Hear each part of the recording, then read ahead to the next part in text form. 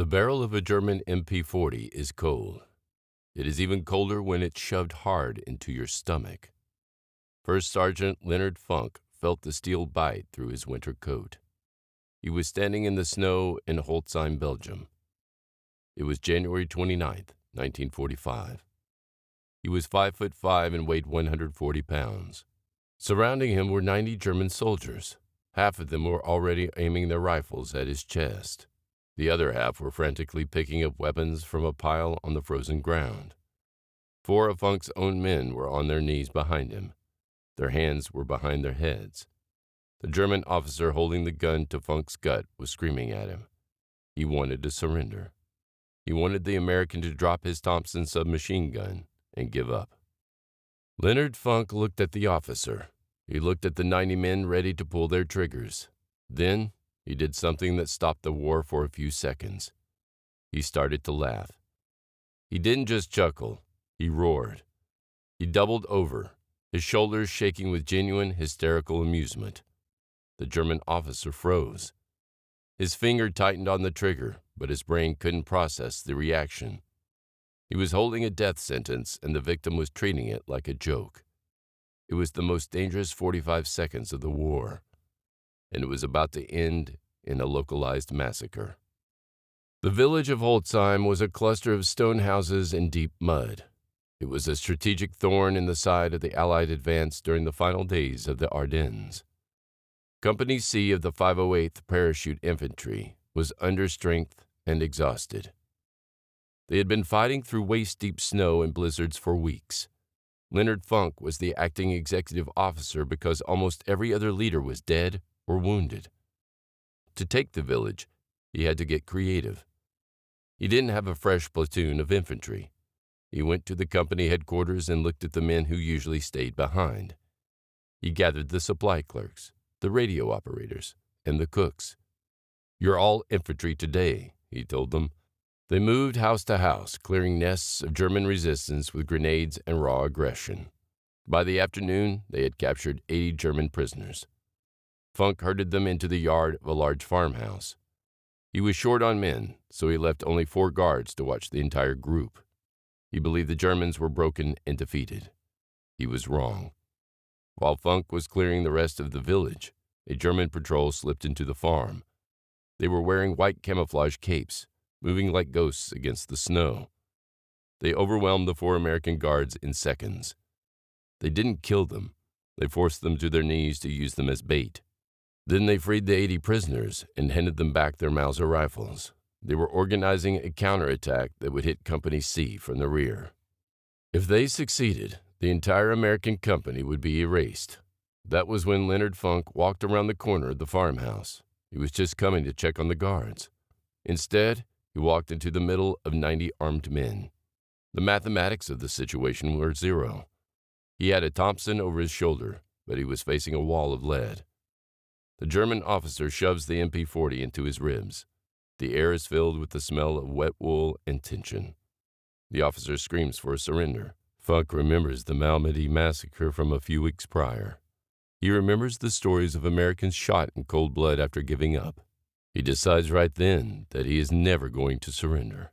He looks at the red-faced officer and lets out a loud, cackling laugh. It is a mechanical ruse that confuses the enemy's nervous system. While he laughs, his hand is slowly creeping toward the grip of his Thompson. He is waiting for the exact moment the German's eyes blink. The punchline is coming, and it consists of .45 caliber lead. Leonard Alfred Funk Jr. was not the man you would pick out of a lineup to win a world war. He was born on August 27, 1916, in Braddock Township, Pennsylvania. This was a steel town where the horizon was dominated by smoke and fire. He grew up with the grit of the Monongahela River in his veins. The Great Depression hit just as he was reaching adulthood. He graduated high school in 1934 and went straight into the workforce to support his younger brother. He was a store clerk, a man who spent his days handling inventory and counting change.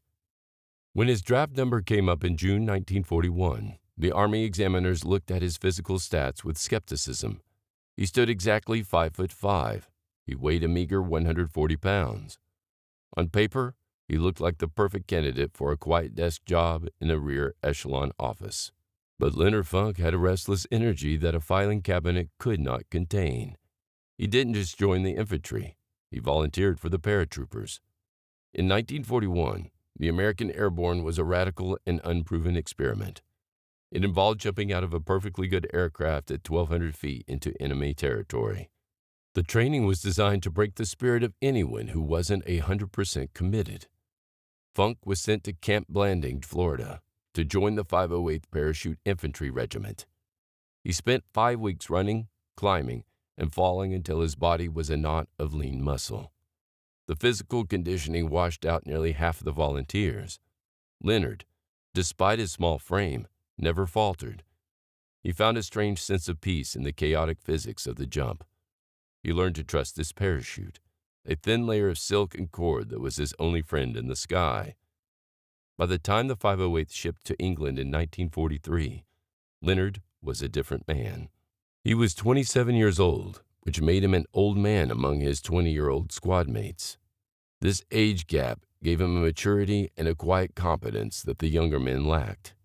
They looked to him for steadiness when the C-47 Skytrains began to shake from anti-aircraft fire. He didn't need to shout to get his point across. He led with a calm Pennsylvania steel that was impossible to rattle.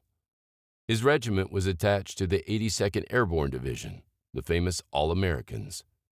These were the veterans of Sicily and Italy, men who had already tasted the copper tang of combat. Funk was the newcomer, but he possessed the mental discipline of a chess player. He viewed the coming invasion of France not as a grand adventure, but as a series of problems to be solved. His first problem would be the darkness of Normandy on June 6, 1944. He was about to jump into a nightmare of flooded fields and German machine guns. The clerk from the steel town was about to find out exactly what he was capable of, and the Germans were about to find out that height has nothing to do with heart. At 1:30 a.m. on June 6, 1944, Leonard Funk stood in the door of a C-47 transport plane. The air over France was alive with jagged streaks of German anti-aircraft fire. He had 60 pounds of gear strapped to his small frame, including his Thompson submachine gun. The pilot was flying low and fast to avoid the heavy flak batteries that were chewing up the sky. When the green light flashed, Funk stepped out into a chaotic moonless void over the Cotentin Peninsula. The wind hit him like a physical blow as he plummeted toward the earth at 120 miles per hour. His parachute deployed with a violent snap, but the drop was completely disorganized by the clouds.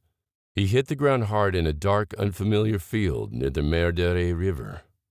This was 40 miles away from his intended drop zone, leaving him stranded deep in the dark. The impact sent a sharp, sickening pain through his left leg that radiated up to his hip. He had a badly sprained ankle that throbbed with every heavy pulse of his heart. He didn't call for a medic or stay in the wet grass to wait for someone to find him. He used his combat knife to cut himself free of his harness and limped into the shadows. He was alone, injured, and surrounded by German patrols in the heart of occupied France. Instead of hiding in a ditch, Funk began to hunt for other lost paratroopers in the brush. He used his small metal cricket clicker to signal into the darkness of the hedgerows. He whispered passwords and checked dog tags to gather a ragtag group of survivors. Within a few hours, he had collected 18 men from several different airborne regiments. Many of them were 19-year-olds who were completely overwhelmed by the noise of the invasion. Funk took command with a quiet Pennsylvania authority that left no room for hesitation. He led this makeshift squad through 40 miles of German-held territory over the next 10 days. He insisted on acting as the lead scout for the entire journey through the enemy lines. He put himself in the most exposed position despite the mounting agony in his swollen ankle. He used the dense, centuries-old hedgerows as a natural screen to bypass large German convoys. His squad moved only during the dead of night, navigating by the stars and a Linsatic compass.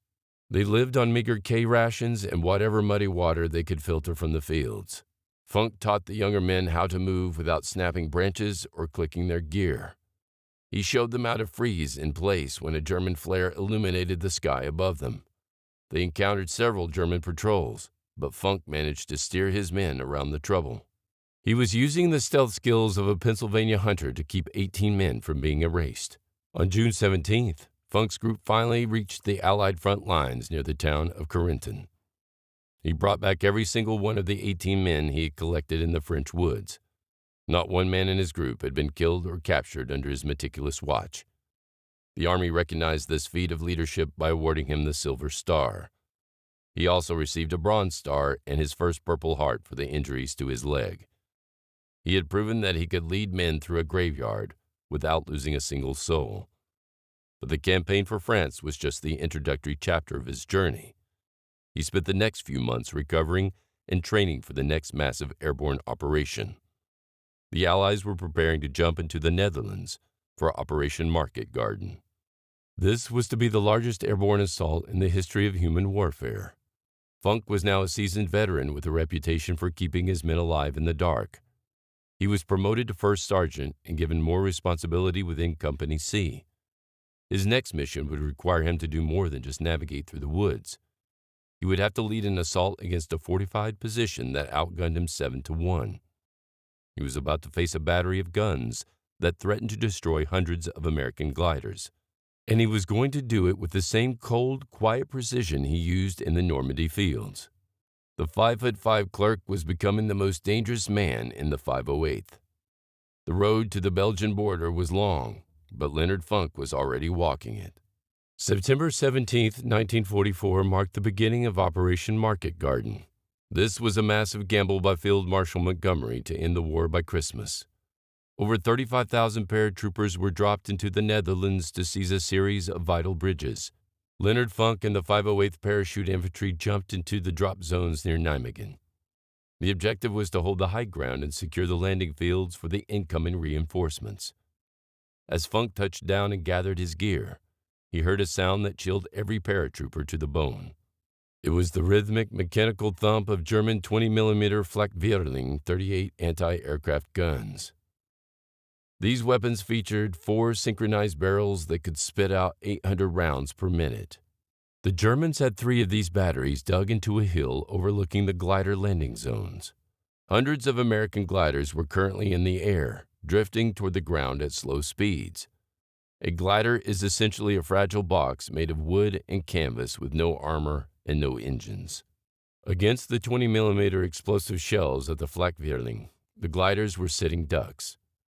Funk watched as the tracers began to tear through the wings and fuselages of the approaching craft. He knew that if those guns weren't silenced immediately, the landing zone would become a mass grave.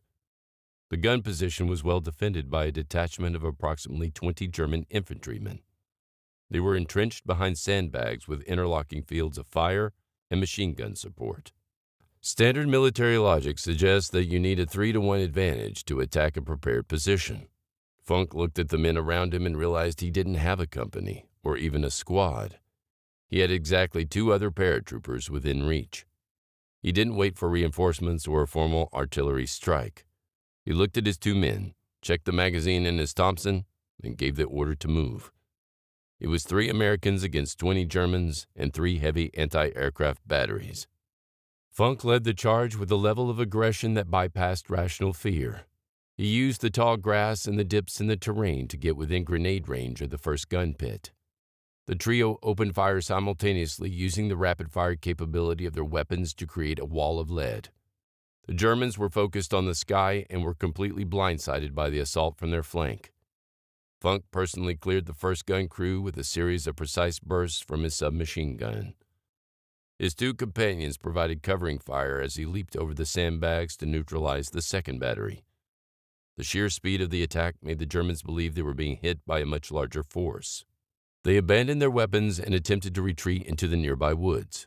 Within minutes, the 3 Americans had killed the security detachment and silenced all 3 flak guns.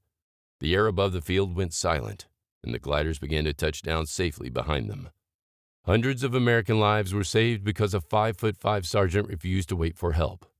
For this action, Leonard Funk was awarded the Distinguished Service Cross. This is the second highest award for valor in the United States military, just below the Medal of Honor. He now possessed a Silver Star and a DSC, a rare combination of decorations for any soldier. But as the winter of 1944 approached, the nature of the war was about to turn dark and cold. The Germans were preparing one last desperate offensive in the Ardennes forest. Funk was about to witness an event that would change his entire philosophy of combat. He was about to hear about the Malmedy massacre, and he was about to make a silent vow that would lead to his legendary stand at Holzheim. By December 1944, the Allied advance had slowed to a crawl in the frozen forests of the Ardennes. Leonard Funk now had a Silver Star and a Distinguished Service Cross, but the war was about to lose its sense of honor. On December 16th, Adolf Hitler launched his final, massive gamble to split the Allied armies and seize the port of Antwerp. This became known as the Battle of the Bulge, the largest and bloodiest battle in American history. The weather was a weapon of its own, with temperatures dropping to 5 degrees below zero and visibility near zero. On the second day of the offensive, a tragedy occurred that would haunt every American soldier in the sector. Near the Boigny Crossroads, a column of the 285th Field Artillery Observation Battalion was intercepted by a German armored battle group. The Americans were outgunned by Tiger II tanks and were forced to surrender in the knee-deep snow. The Germans herded 113 American prisoners into a farmer's field, their hands raised in the air. Without warning or provocation, the SS soldiers opened fire with machine guns and pistols. They spent the next hour walking among the fallen, shooting anyone who was still breathing or moving. 84 Americans were murdered in the snow that afternoon in what became known as the Malmedy Massacre. A few survivors managed to play dead and eventually crawled back to American lines to tell the story. The news spread through the 82nd Airborne like a physical shock, turning every heart to stone. For Leonard Funk, the informal rules of war had been erased by that single act of cowardice. He realized that surrendering to the SS was no longer a path to a prisoner of war camp. It was simply a slower, more humiliating way to die. He made a silent, internal vow that he would never let a German soldier take his weapon from him. He decided that if he was ever cornered, he would go out on his own terms, taking as many of the enemy with him as possible. This wasn't based on a thirst for glory. It was a cold, logical calculation for a paratrooper's survival. As the Americans began to push the Germans back out of the Ardennes, Funk's resolve was about to be put to the ultimate test. His company was ordered to take the Belgian village of Holzheim, but they were drastically short on men. Funk was about to lead a group of men who had never seen the front lines into a hornet's nest. He was about to turn the rear echelon into a lethal fighting force. On January 29, 1945, the Belgian village of Holzheim stood between the Allied advance and the German border. Company C of the 508th Parachute Infantry was a skeleton of its former self. The executive officer was dead, and the ranks were thinned by weeks of constant freezing combat. Leonard Funk was the acting executive officer responsible for finding enough men to take the town. He didn't have any fresh paratroopers left to pull from the reserve. He walked into the company headquarters and looked at the men who were usually safe behind a desk. He looked at the supply clerks who managed the crates of ammunition. He looked at the cooks who had been struggling to provide hot coffee in the blizzard. "You're all infantry now," he said with a voice as cold as the ice outside. He ordered them to grab their rifles and prepare for a 15-mile march through a blinding snowstorm. This makeshift platoon of 30 paper pushers followed their sergeant into the white void. The snow was waist-deep, and the wind was screaming at 40 miles per hour. German artillery shells were exploding in the trees above them, raining down jagged splinters of frozen wood. Funk led them from the front, setting a pace that tested every man's physical resolve. They reached the outskirts of Holzheim under the cover of the heavy blizzard. The village consisted of roughly 15 stone houses, each one occupied by German infantry and machine gun nests. Funk didn't wait for a grand strategy or an airstrike that would never come in this weather. He led his cooks and clerks in a violent house-to-house clearing operation. They moved with a desperate speed, kicking in doors and clearing rooms with grenades and rapid fire. The men from the supply room fought with a surprising ferocity under Funk's steady direction. By late afternoon, the village was under American control. They had captured 80 German prisoners during the chaotic assault. Remarkably, not a single one of Funk's makeshift platform had been killed or wounded. It was a miracle of leadership and raw grit in the most unforgiving conditions imaginable. Funk corralled the 80 prisoners into the yard of a large, ruined farmhouse. His men were exhausted, and there was still sporadic fighting on the other side of town. He could only spare 4 men to stand guard over the massive group of Germans. "Keep them here," he ordered the guards. "We'll send reinforcements as soon as we can." He turned his back on the yard to check on the status of the rest of the company. He didn't know that a shadow was moving toward the farmhouse from the nearby woods. The mission was almost over, but the nightmare was just beginning to unfold. Leonard Funk walked into the gray, freezing twilight of the village to report his progress. He was confident that the 80 German prisoners were secure under the eyes of his 4 guards. He did not know that a small German patrol was watching the farmhouse from the edge of the woods. These men were fresh, motivated, and wearing white camouflage capes over their heavy wool uniforms. In the middle of a swirling blizzard, these white capes acted as a perfect cloaking device against the snow. The 4 American guards were exhausted and shivering, their eyes stinging from the biting wind. They saw figures moving toward the yard, but they assumed they were friendly reinforcements from the company. In the confusion of the storm, the silhouettes of the German gear and American winter gear looked identical. The German patrol closed the distance with a predatory mechanical silence. They reached the perimeter of the farmhouse yard before the guards realized the fatal mistake. The Germans lunged forward with their weapons leveled, surprising the 4 paratroopers in a flash. The American guards were overwhelmed, disarmed, and forced to their knees in the deep, red-stained snow. The 80 German prisoners who had been sitting in the yard realized their luck had changed in an instant. They stood up and rushed toward the pile of weapons that the Americans had collected earlier in the day. These were the same rifles and submachine guns they had used during the defense of the village. Within minutes, the yard was no longer a prisoner pen. It was a lethal staging area for a counterattack. 90 armed German soldiers were now standing in the center of the village of Holzheim. They began to organize into squads, checking their sights and chambering rounds into their Mauser rifles. The German officer in charge realized he had a rare opportunity to destroy Company C from the inside out. The American paratroopers were currently spread out through the village, clearing houses and focusing on the front lines. They were completely vulnerable to an attack from their own rear headquarters. If 90 Germans opened fire from the yard, the result would be a localized massacre of the 508th. The German officer barked out orders to set up an ambush and prepare a wall of lead. That was the exact moment when Leonard Funk walked back around the corner of the farmhouse. He was returning to check on his men, thinking he would find a quiet yard and 4 alert guards. Instead, he walked into a surreal scene of total disaster. His guards were on their knees with their hands behind their heads, staring into the snow. Standing over them were dozens of armed Germans who should have been in crates or on their way to the rear. The German officer spotted the first sergeant stripes on Funk's sleeve and recognized him as a leader. He saw a prize, a high-ranking American non-commissioned officer to use as a human shield or a trophy. The officer strode forward with a look of pure, vengeful arrogance on his face. He carried an MP-40 submachine gun, a weapon capable of firing 500 rounds per minute. He shoved the cold, metal muzzle of the MP-40 directly into Leonard Funk's stomach. The force of the blow knocked the wind out of the small sergeant and pressed him against the stone wall. The officer began to scream at Funk in German, his face turning a deep shade of purple with rage. He was demanding a total surrender, telling Funk to drop his Thompson and join his men on the ground. Leonard Funk stood there with the barrel of a machine gun crushing his ribs. He looked at the 90 armed men who were all aiming their weapons at his chest. He looked at the 4 guards who were waiting for their execution in the freezing mud. Every rule of survival told him that his life was over and that the battle was lost. But Funk was thinking about the empty fields of Malmedy and the bodies in the snow. He was thinking about his vow never to be taken alive by the soldiers in the white capes.